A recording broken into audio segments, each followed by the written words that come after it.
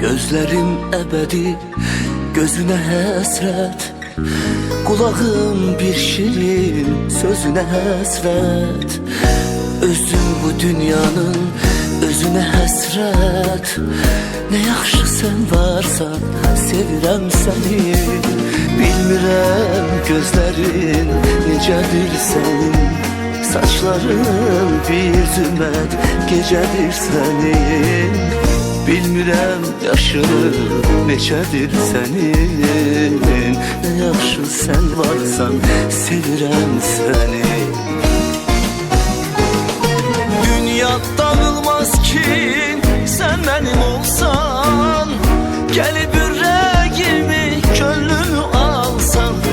Dünya dağılmaz ki sən mənim olsan. Gəlib ürəyimi, könlümü alsan. Belki bir hayalsan, şirin rüyasan. Belki bir hayalsan, şirin rüyasan. Ne yaxşı sen varsan, sevirəm seni. Ne yaxşı sen varsan, sevirəm seni.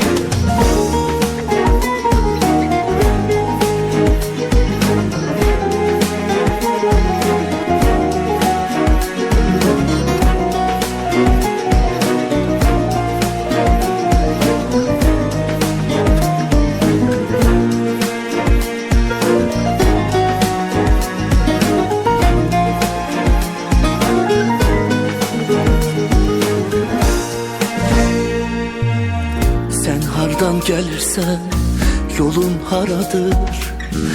Belki de yüreğin kalbin yaradır. Belki de taleyindek saçın karadır. Ne yaxşı sen varsan sevirəm seni. Sen olan sevgin gönül sesindir. Bir xəzan çağında dağ həvəsindir. Bilirəm sen varsan mənim bəsimdir. Ne yaxşı sen varsan sevirəm səni.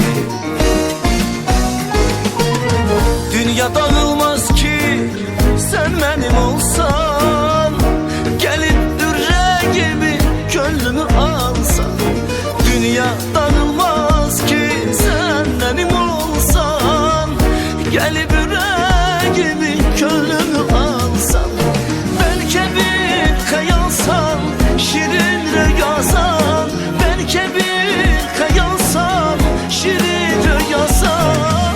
Ne yaxşı sen varsan, sevirəm seni.